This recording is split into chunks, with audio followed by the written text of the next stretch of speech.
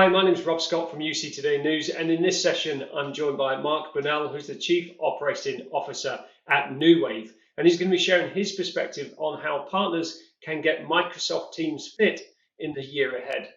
Welcome, Mark. How's it going? It's going great. Yeah, thanks for having me. Yeah, good to see it. I'm looking forward to hearing, your perspective of the market today. I mean, tell us first of all, Mark, what's the general kind of feeling like out there right now versus maybe this time last year? Well, I think last year it was all about scale and moving to the cloud so that you could deal with hybrid work. Having people work from home, work in the office, and those combinations, and then be able to scale those up quickly. I think the sentiment this year is more centered around efficiencies, network consolidation, maybe downsizing of some personnel and things like that, and getting prepared for what's to come in the maybe some recessionary times ahead.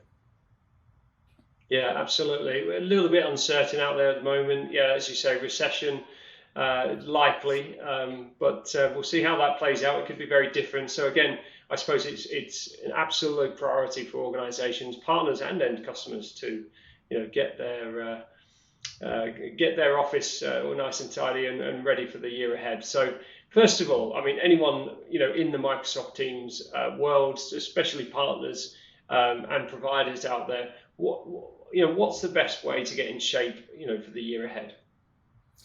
Well, I think it really comes down to automation, being able to control your entire environment without a swivel chair. Making sure that you keep focused on the customer experience, and I think that's key in any business that you're in, is making sure that your customers are taken care of. When they're happy, then the partners are happy, the operators are happy, and really making sure that you have those efficiencies, those value-added services that keep the practice moving ahead with no kind of glitches or slowdown. You have to be able to make sure that all of that goes very seamlessly.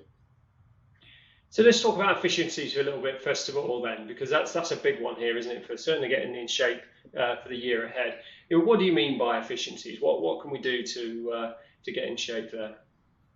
Well, efficiencies really boil down to, how can you manage your entire environment? How can you turn up additional services, add, value added services like, call recording or contact center, or, really any of the things that go along with it, with Teams, and making sure that you can do that with, minimal, people, that things work, and without having to really swivel chair into the different services. You shouldn't have to, go over here to get numbers and port your numbers, and you shouldn't have to go someplace else or to a different person to, get devices or provision your users. You really have to, make sure that you can do and manage everything that there is to do, with a single individual. I think that that's, pretty key, is making sure that you're continuing to add value, to the overall, technology stack that you have, that your company or your partner has adopted. Yeah, absolutely. And we're talking about that technology stack. Do you think we're going to see more consolidation within that stack going forward, into 2023? Oh, most definitely. I mean, I think that automation plays a key piece, but as you have additional services that continue to add on to that, you have to be able to see what's coming. You have to be able to listen to your customers and understand what the use cases are. What services that they need to be successful, and you need to keep adding those to the stack to make sure that there doesn't become bespoke items down the road. You can't add something else and have to make it more manual. You have to make sure that you can continue to add those value-added services to the stack that you currently have, so that they don't have to go outside of it. Indeed, and you mentioned customers a few moments ago. I mean, how can partners best identify opportunities for their customers and ultimately themselves, I suppose? Yeah, I mean, we'd like to say that, it's by intelligent design, or that there's geniuses at work. I mean, we have a lot of great people, but I think where most of the roadmap comes from is just really listening to our customers, because you don't have to go and do if you build it they will come type model. If you really listen to your customers and understand what they're asking for, the use cases they have in their everyday lives, your customers will steer you as a company or as a partner in the right direction. They'll tell you, here's the real world use cases that I have. Here's the value added services that you should be adding to your technology. And if you're a good listener, that really will paint the picture of where you need to go. Yeah, absolutely. And I suppose staying relevant is another real key priority. Certainly in turbulent markets like what we could be faced with in the year ahead. What advice would you give partners? Well, I think where it really comes into is again focusing on the customer experience, right? If you focus on your core products and you focus on what the customer is asking you for, that'll really steer you in the right direction. I mean, it's just really a situation where you have to always be looking to add value. And if you continue to add value to what you're putting out there, then your customers will continue to flock to all of your services. And so when you talk about adding value, that may be little things. It may be like adding, analytics, or it may be adding, a new provider to a marketplace. It may be adding, call recording in multiple vendors. It's just about choice. So when you provide choice that adds value to your overall technology and what you're doing, I think that those are the things that customers are most likely to gravitate towards, because obviously as you move forward in this market, and you're looking to differentiate yourself from your competitors, choice and value are the two top things I would think that people should be looking for.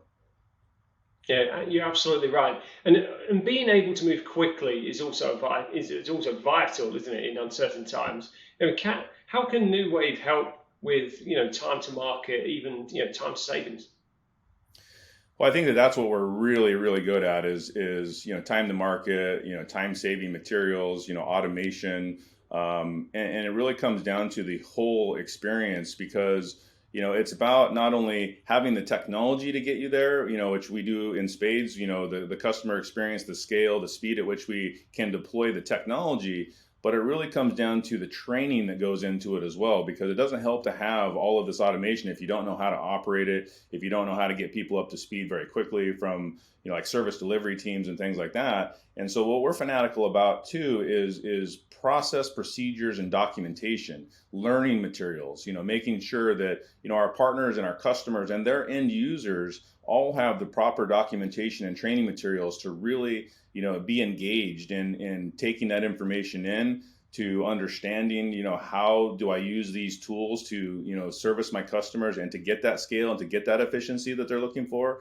And so it's not, again, it's not just the technology itself, but it's how do I use that technology and how do I get up to speed quickly. So when you go through our learning management modules and our videos and things like that, we have specific people that's all their focus is to make that content and that training material super engaging so that they retain that information faster, and they're able to then translate that into understanding how to make that customer experience and use that technology and scale to deploy and get to market faster and to be able to hit the ground running. And so, I think that there's multiple phases in which we're really adept at providing that opportunity to get the efficiencies and get up to speed quickly. It's like a business continuity plan, is because if you lose your person and you want to know how to run it again, you can go through our learning management modules to get somebody up to speed in like an hour so that they can then operate the system again. And that goes for the end user customer as well, as if they lose their person or they need to scale up, they can bring those people up to speed very quickly.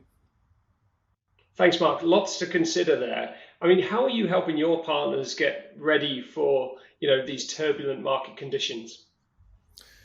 Well, I mean, we're doing it in a couple of ways. I mean, we talked a little bit about efficiencies and automation, but what we're also seeing is from partners, carriers, operators. They're starting to look at not only downsizing of people and using the software for efficiencies there, but we're also seeing like network infrastructure changes and consolidation there. And so with our synthesis product, we allow carrier operators to plug in their underlying carriers into our network and use us basically as network as a service, and use ipilot to control that, and thereby allowing them to collapse some network elements to eliminate license contracts, support contracts, network infrastructure.